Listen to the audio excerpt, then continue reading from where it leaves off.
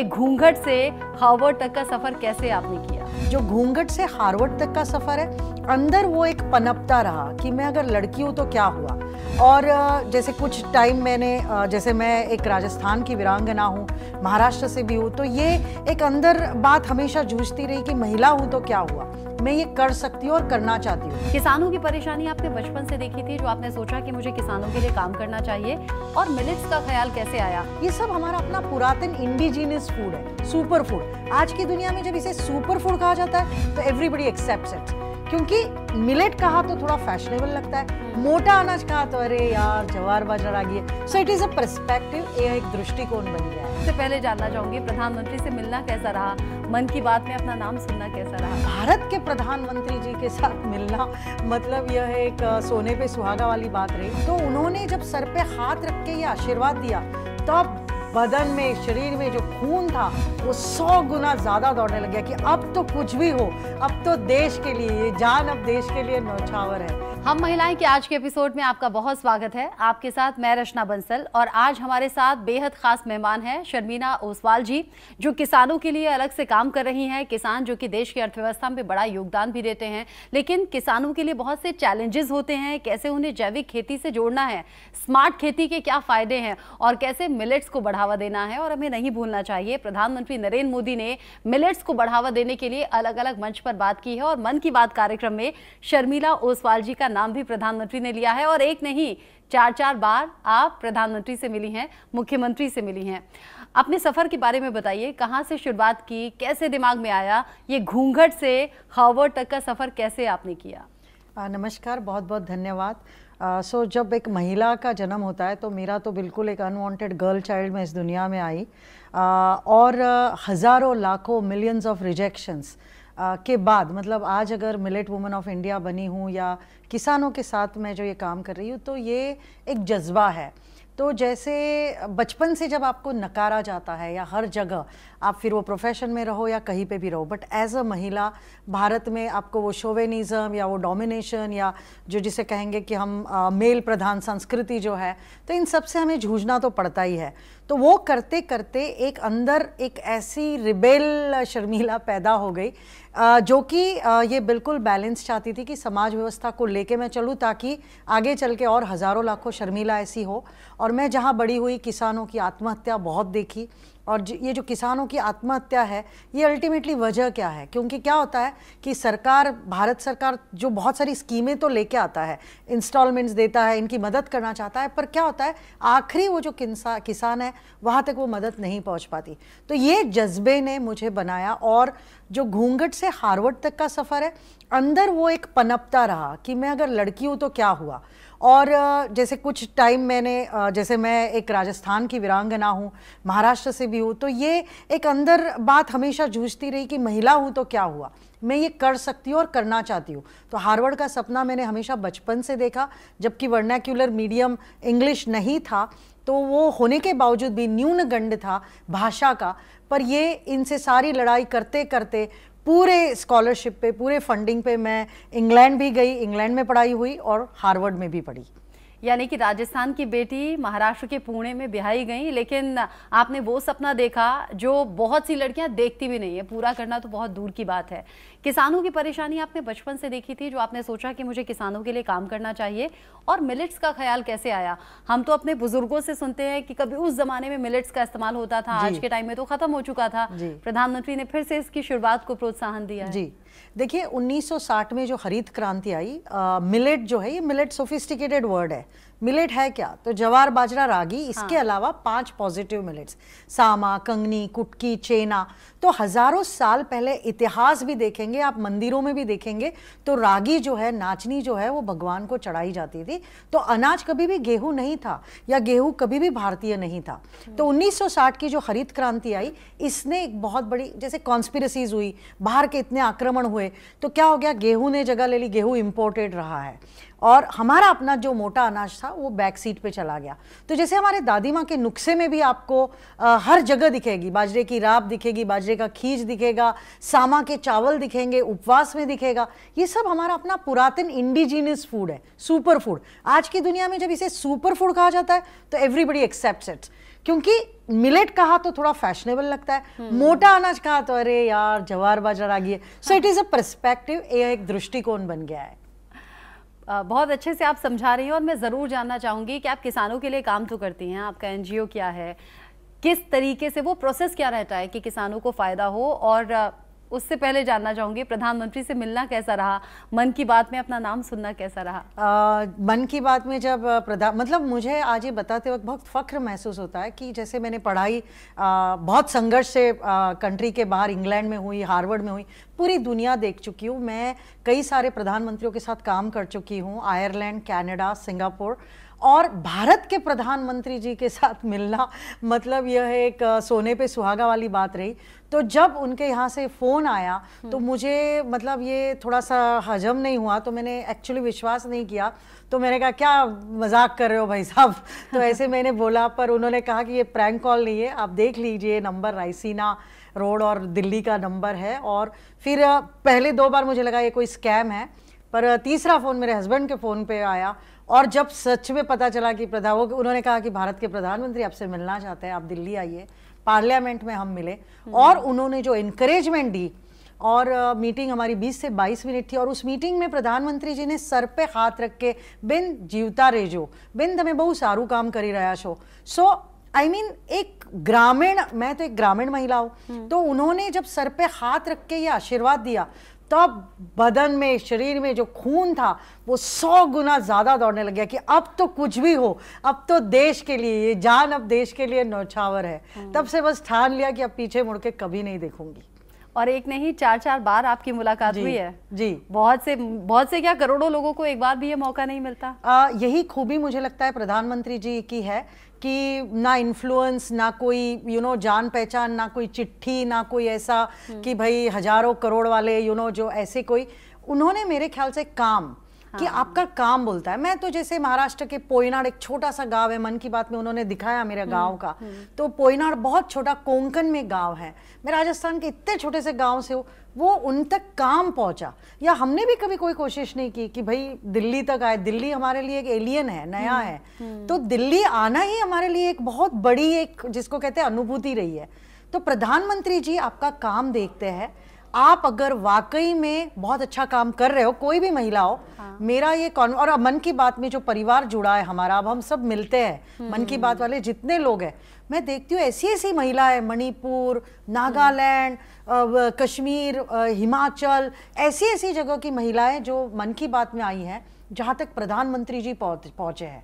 जैसे केले का फाइबर बनता है, कोई केले का फाइबर बना रहा है, कोई लड्डू बना रहा है, कोई पिकल्स बना रहा है, कोई क्या बना रहा है, और वो सब महिलाओं तक प्रधानमंत्री जी पहुंचे हैं। तो ये बहुत बड़ी बात है, बहुत बड़ी गर्व की बात है ये। अब उस काम पर आ जाते हैं जिस काम के लिए आपको इतना प्रोत्साहित किया, अप्रिशिएट किया। खुद पीएम मोदी ने मुख्यमंत्री से मुलाकात की तस्वीरें भी हमने देखी हैं। काम बेसिकली क्या करती हैं आप? जैसे किसान हैं तो सीड जो होता है, बीज, अब क्या होता है बहुत बार, अब सबको थोड़ी सी, जैसे मैगी होता है 2 मिनट, मम्मी भूख लगी है, इट्स अ कॉन्सेप्ट राइट, कि 2 मिनट मतलब 2 मिनट में आपकी भूख को सॉल्यूशन मिलेगा। सो किसानों का भी क्या हो रहा है कि यील्ड, ज्यादा से ज्यादा यील्ड कैसे मिलेगा, फर्टिलाइजर्स, पेस्टिसाइड्स, केमिकल्स। अब आप देखिए कोविड में मिलियंस ऑफ लोगों की जो डेथ हुई है, रीजन क्या है? पेस्टिसाइड्स, केमिकल्स, कैंसर की ट्रेनें आज सफिशिएंट नहीं हो रही है। क्यों नहीं हो रही है? पूरा हर घर में कैंसर पहुंच चुका है, डायबिटीज पहुंच चुका है, पीसीओडी को ले लीजिए आप, हार्मोनल चेंजेस को ले लीजिए। इसकी वजह है हमारा खाना, पेस्टिसाइड्स। अब किसान जो है उनको भी तो एक इंस्टेंट, मैगी की तरह इंस्टेंट चाहिए, पैसे भी इंस्टेंट चाहिए, तो उसमें फर्टिलाइजर हो गया। तो इसमें इनको बताएगा कौन? तो जैसे जैविक खेती जो है, सेंद्रीय जो खेती है, जैसे नीम के अर्क से लेके, जिसको आज हमारे भारत सरकार भी जैविक खेती पे बहुत प्राधान्य दे रही है, तो मेरा रोल ये रहता है कि कैपेसिटी बिल्डिंग प्रोग्राम, क्योंकि किसान खुद होके नहीं चाहता, बहुत कम, रेयरली इंडिया में ऐसे किसान होंगे जो खुद ऑर्गेनिक खेती करेंगे। उनको जब तक उसका इंपॉर्टेंस नहीं मालूम पड़ता, सिग्निफिकेंस नहीं मालूम पड़ता, या उनको पता नहीं चलता कि यार मुझे थोड़ी समस्या आएगी, 2 साल 3 साल रुकना पड़ेगा जब तक वो पूरा अंडर टेबल ठीक हो, पर इसके बाद मतलब मैं इतने लोगों को हेल्प दे रहा हूँ, मैं इतने लोगों की मृत्यु होने से बच रही है, इतने लोगों के घर में डायबिटीज से बचा रहा हूँ मैं। तो किसानों की जो ये माइंडसेट है, इनकी जो पर्सपेक्टिव है, वो हमें बदलना बहुत जरूरी है। तो बीज से लेके वैल्यू चेन, मतलब अब जब मोटा अनाज है, आज की जनरेशन को अगर आप कहेंगे कि जवार की रोटी खाओ, मिलेट की खिचड़ी खाओ, they will not eat it.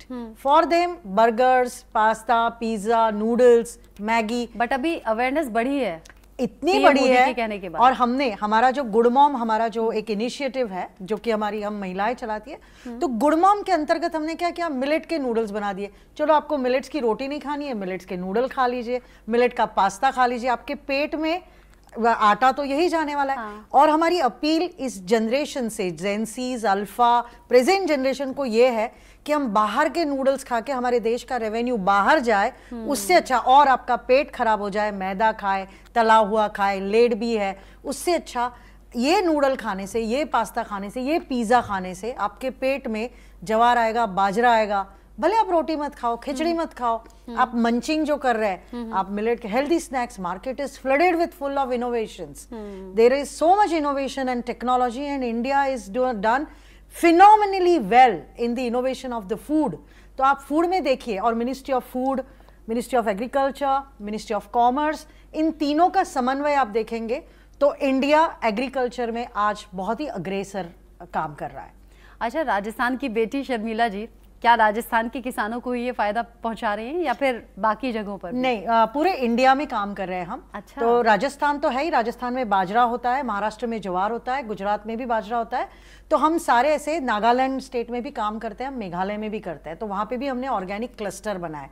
तो इन किसानों तक कोई भी तरह की हेल्प नहीं जाती है, या उनको ट्रेनिंग नहीं है, कैपेसिटी बिल्डिंग नहीं है। अब जैसे राजस्थान में पोमोग्रेनेट, दाड़म जो हम बोलते हैं, अनार, हिंदी में अनार कहते हैं, गुजराती में दाड़म कहते हैं, तो जो अनार है उस अनार की वैल्यू एडिशन, आप देखिए कॉस्मेटिक इंडस्ट्री इतना ग्रो हो रहा है। तो हम ये चाह रहे हैं कि स्टार्टअप्स बढ़े, यूथ बढ़े, इंक्यूबेशन सेंटर्स बढ़े, फूड पार्क बने, तो इसके अंतर्गत सारे किसानों को वैल्यू चेन, मतलब ऐसा नहीं कि सिर्फ आपने खरीफ और रबी 2 सीजनल क्रॉप ले लिए, आप साल भर, अभी जैसे जुकीनी का दौर आ गया, एवाकाडो का आ गया, तो आपने जैसे हॉर्टिकल्चर भी कर लिया, आपने मिलेट्स भी उगा लिए, आपने राइस भी उगा लिया, सो आपकी इकोनॉमी जो है, आपका जो अर्थव्यवस्था है, उसका स्पाइन जो है वो बिल्कुल मजबूत हो जाएगा। अच्छा, मुझे ये बताइए, क्योंकि आपने कहा ओवरऑल पूरी इंडिया में आपका एनजीओ काम कर रहा है, अलग अलग स्टेट में अलग अलग वेदर होता है, वेदर के हिसाब से किसानी खेती होती है, तो उस बारे में कैसे जाना, क्या इसको लेकर भी अलग से काम किया? और राजस्थान से चूंकि आप हैं, वहां तो पानी की कमी के लिए देखिए बड़ी बातें हैं। हमारा जो फाउंडेशन है, इटसेल्फ फिलॉसफी है क्लाइमेट रेजिलियंस। तो जितने क्रॉप्स है, तो वेदर, आज देखिए दुनिया पूरी क्लाइमेट की ओर, अगर आप एजेंडा देखेंगे, COP 29 आ रहा है, COP 16 हो रहा है वर्ल्ड में, तो आज हमारा मुद्दा है क्लाइमेट। तो राजस्थान में जैसे बाजरा हो रहा है, या महाराष्ट्र में ज्वार हो रहा है, गुजरात में बाजरा हो रहा है, ये क्लाइमेट जोन्स है, तो हर जगह वेदर को देख के ही क्रॉप्स, और ये हमारी खुशकिस्मती है कि जैसे हमारे यहाँ मिलेट्स इतना जबरदस्त आ रहा है, आप प्राइसिंग में देखिए कि प्राइसिंग सडनली ऊपर चले गए, एकदम वेलनेस मार्केट, इतना सडनली अवेयरनेस आ गई, तो ये क्या हो गया, निश मार्केट हो गया, निश मार्केट हो गया तो गरीबों का खाना जो है वो बिल्कुल 5 स्टार में आ गया। तो ये सारी इक्वेशंस, डेफिनेशंस बदल रही है, बट इसका फायदा ये है, किसानों को रोजगार मिल रहा है, महिलाओं को रोजगार मिल रहा है, और देश की अर्थव्यवस्था मजबूत हो रही है। अच्छा, स्मार्ट खेती से भी आप किसानों को जोड़ रही हैं। स्मार्ट खेती नॉर्मल खेती से कैसे अलग है? स्मार्ट खेती का मतलब ये होता है water smart, carbon smart, climate smart, soil smart. देखिए अब कई सारे ऐसे क्रॉप्स होते हैं जिसको बहुत पानी लगता है, जैसे चावल। अब हम चावल खाते तो आप सोच भी नहीं सकोगे कि 1 किलो चावल के पीछे इतना 10-10 हजार लीटर पानी अगर लग रहा है, गेहूं के पीछे इतना हजारों लीटर पानी लग रहा है, और मिलेट में इतना नहीं लग रहा है। मिलेट में बिल्कुल 1% भी नहीं है, सूखे में अनाज आ जाता है, मोटा अनाज। अच्छा, तो आपकी सोच, माइंडफुलनेस अगर है, एंड प्लस वो खाना पेट में आपको फाइबर दे रहा है, माइक्रो न्यूट्रिएंट्स दे रहा है, ग्लाइसेमिक इंडेक्स लो है, आपका डायबिटिक रिवर्स कर रहा है, आपका PCOD रिवर्स कर रहा है, देन फायदा ही फायदा है। सो अगर आप एग्रीकल्चर पॉइंट से देखेंगे, वेदर पॉइंट से देखेंगे, क्लाइमेट जोन के हिसाब से देखेंगे, तो स्मार्ट एग्रीकल्चर का मतलब होता है डिजिटलाइज्ड, प्रिसिशन फार्मिंग, इनोवेशंस, कम से कम में ज्यादा से ज्यादा। अच्छा, ये आपने बड़ा अच्छा एक कहा। अभी तक हम क्या देखते थे कि ये मैदा से बना हुआ है, ये पास्ता हुआ या नूडल्स हुआ, तो फिर ये आने लगे थे पिछले कुछ सालों में कि आटे से बने हुए लीजिए, ये ज़्यादा फायदा करेंगे। आप ये कह रही हैं कि मोटे अनाज का आटा बनाकर उनसे आप ये सब वैरायटी बनाते हैं, बिल्कुल, और मार्केट में जा रहा है। जी बिल्कुल। हम तो सारे, जैसे मिनिस्ट्रीज ने भी यहाँ दिल्ली में शुरू करा वेंडिंग मशीन, जैसे गया साल मिलेट ईयर रहा है, तो हमारा प्रयास ये रहा कि मिलेट की कुकीज़ वो सारे, जैसे सभी जगह, इनफैक्ट कैंटीन्स हो, स्कूल्स हो, हॉस्पिटल्स हो। अच्छा, हमने एक ऐसा भी प्रोडक्ट बनाया जैसे आमली है फॉर एग्जांपल, रागी रात को भिगाया और सुबह उसको जैसे फर्मेंट हो जाता है, वो आमली सर्जरी के पेशेंट से लेके हर एक के लिए it acts as a probiotic. तो आज हम वो जैसे कुछ कंपनीज है फॉरेन के इंडिया में जिसका हम वो पीते हैं, जैसे ऐड आता है, कोई हीरोइन वो ऐड करती है तो हम वो खरीद लेते हैं, जबकि दैट्स द वर्स्ट, वो हीरोइन खुद भी वो पीती नहीं है। जो प्रोडक्ट्स के मार्केटिंग आते हैं, तो मेनी टाइम्स हम हमारे हेल्थ के साथ खेल रहे हैं। सो हर एक प्रोडक्ट का रिप्लेसमेंट है। आप आलू के चिप्स खा रहे हैं, उसकी जगह आप मिलेट के चिप्स खाइए, हमस के साथ खाइए, तो प्रोटीन का कॉम्बिनेशन हो गया। सो एवरीवेयर आप मंचिंग्स कर रहे हैं, जैसे मार्केट में मैदे के बने लिटिल हार्ट्स है, वो ज्वार के आपको बिल्कुल बढ़िया, वो भी जैगरी, नो शुगर। आपको सबसे पहले तो माइंडफुलनेस डेवलप करना पड़ेगा कि हर प्रोडक्ट में शुगर, और सभी जगह जैसे लिखा है मिलेट कुकीज, पर आपको पढ़ना है कि 1% मिलेट है या 99% मिलेट है, क्योंकि बहुत। और आपके प्रोडक्ट्स में 99%, जैसे कुकीज है बाइंडिंग के लिए 1%, अगर व्हीट, वो भी होल व्हीट, होल ग्रेन, क्योंकि होल ग्रेन का husk is important, nutrition is very important, clean labelling is very important. So reading the labels are absolutely very appropriate and important. और आप कह रही हैं इसमें शुगर का भी इस्तेमाल नहीं, गुड़ का इस्तेमाल नहीं? गुड़, जैगरी, ऑर्गेनिक जैगरी, जो कोल्ड प्रेस्ड ऑयल्स है, तो कहीं पे भी कोई भी, क्योंकि अगर हमने ये उपक्रम शुरू किया है तो मकसद ही है हेल्थ। अब हम वो नहीं है कि हमें रातों रात कोई बहुत ऐसे मिलियनर बिलियनर बनना है। हमारा तो मकसद है कि हमारा सोशल इम्पैक्ट ऑडिट्स बढ़िया हो, हम ज्यादा से ज्यादा लोगों को रोजगार कर सके, ज्यादा से ज्यादा महिलाओं का चूल्हा जला सके, ज्यादा से ज्यादा लोगों की हेल्थ ठीक कर सके। हमारा एक उपक्रम है फ्रीडम फ्रॉम डायबिटीज, जिसमें हमने 16,000 से ज्यादा लोगों का डायबिटीज ठीक किया है, रिवर्स किया है। जी, सिर्फ मिलेट्स के इस्तेमाल, मिलेट्स के। और एक लाइफस्टाइल फूड जो है, सारा खेल फूड का है। हमारा ये कहना है कि आप फूड को एज अ मेडिसिन खाओ, नॉट अ मेडिसिन को फूड, क्योंकि अभी क्या हो गया है, घर घर में मेडिसिन फूड बन गया है। तो हर कोई अपनी गोलियां खा रहा है, थायराइड से लेके एंड तक पूरा दिन का उनका अगर आप देखेंगे प्रोटोकॉल्स। मैं खुद बताती हूँ कि जैसे लाइफ में हम सबको स्ट्रेस से गुजरना पड़ता है, हम एक बड़ी बड़ी पोजीशंस पे होता है, if I am a CEO और if I am, then there are targets and there is like all kind of stress is there. इसमें डायबिटीज स्ट्रेस से आता है। I also went through same, but at the same time with the food, I reversed my diabetes completely. ओह, ये तो बहुत अच्छी बात है। मैं तो इम्प्रेस हो गई आपकी बातों से। कुछ और सवाल भी आपसे पूछना चाहते हैं। मिलेट्स के बारे में आपने बताया, जैसे मैं अपने बचपन से सुनती आ रही हूँ कि मेरे पेरेंट्स इस बारे में बताते हैं कि पहले गेहूं के आटे को इस तरह से खिलाया जाता था, कोई रिश्तेदार आता था तो उन्हें खिलाया जाता था, और बाजरे की आटे की रोटी या मक्का के आटे की रोटी वो डेली दिनचर्या में यूज़ होती थी। तो ये जो बदलाव हुआ है, इसको वापस से चेंज लाना, जिसके लिए आप काम कर रहे हैं, बहुत अच्छा काम कर रहे हैं, तो ये बदलाव कैसे आ सकता है? देखिए, मैं आपको बताऊं, अगर आप अमेरिका या यूरोप देखेंगे, 90% above ratio the present generation is going towards plant based alternative food, right? मतलब वो तो रेगुलर दूध भी नहीं पी रही, दही भी नहीं पी रही, पनीर भी नहीं खा रहे, जो हम लोग अभी जैसे रॉन्ग ट्रेंड्स चल रहा है। गेहूं पहले जैसे जो दादी माँ नानी माँ होती थी तो जवाई आते थे तो 4 रोटी गेहूं की, क्योंकि वो फॉरेन का था, right, imported. There was like 6 minute कि मैं अपने जवाई को इम्पोर्टेड आटा खिला रही हूँ, वो फीलिंग थी। बाजरा और जवार हमारा स्टेपल रहा है, it's always a staple food. अब हमने क्या करा कि थ्रू दिस टेक्नोलॉजी, देखिए अभी आप रोज देखते हैं, टीवी पे भी देखते हैं, शार्क टैंक देखते हैं, इतने स्टार्टअप्स आ रहे हैं। तो इंडिया जो है, भारत जो है, ये इतनी कुछ क्रांति लेके आया है, तो अब फूड जो है वो बहुत डायनामिक बन चुका है। और आपका टेस्ट को ध्यान में रखते हुए कि भाई नूडल्स, अच्छा ये नूडल खा रहे हैं, आस पड़ोस वाले चिंग चैंग फिंग फैंग वॉटेवर मैगी खा रहे हैं, तो इनको क्योंकि वो खा रहे हैं तो उनमें एंजाइम है कि आपको नशा, आपको एक एडिक्शन होता है उसका। तो हमारी जनता जो है, हमारे देश को हमें कैसे बचाना है? युद्ध सिर्फ शस्त्रों से नहीं होते, वो बायोलॉजिकल होते हैं कई बार, क्योंकि हमारे पेट के गट को मारा जा रहा है, राइट? दीज आर ऑल, ये इसे हम साजिश कहते हैं, ये भी एक प्रकार की साजिश है। तो स्ट्रैटेजी ये है कि आज के यूथ ने, हमारी जनरेशन ने अभी माइंडफुलनेस होना है, कॉन्शियस होना है कि हम क्या फूड खा रहे हैं। ऐसा नहीं कि सिर्फ पेट भरना है, मैं पेट भर रहा हूँ तो मैं फाइबर खा रहा हूँ, मैं कार्ब्स खा रहा हूँ, कौन से कॉम्प्लेक्स जो अच्छे वाले कार्ब्स है, मैं अच्छा फैट खा रहा हूँ। क्योंकि आज क्या हो गया, पेट भरने का नाम जिंदगी हो गई है। टेस्ट का जो सफर है वो कितना है, हमारी टंग जो है, तो क्यों ना हम अपने माइंड को उतना विकसित करें कि यार इतने से सफर के लिए क्यों मैं कॉम्प्रोमाइज कर रहा हूँ, क्यों मैं अपने गट को खराब कर रहा हूँ। सो ये हमारे आज के जनरेशन पे डिपेंड करता है कि अगर हम अपने टेस्ट को थोड़ा खोल दे, कलिनरी आर्ट्स को थोड़ा विकसित कर ले, तो I think it would be wonderful. जी मैम, मेरा सवाल ये है कि जैसा कि हम स्टूडेंट्स हैं, ठीक है, और कुछ बच्चे होते हैं कि नहीं खाते हैं, मिलेटेंस फूड्स नहीं खाते हैं मैम, तो उनको आप किस तरीके से इनकरेज करेंगे? जैसे अभी ये समस्या पूरी जागतिक है क्योंकि बच्चों को एक पर्टिकुलर टेस्ट डेवलप हो गया है, तो इसीलिए ये जो टेक्नोलॉजी हमने डेवलप की, फॉर एग्जांपल नूडल्स की या पास्ता की या पिज़्ज़ा की, तो इन सबको वो फूड समझ में आता है।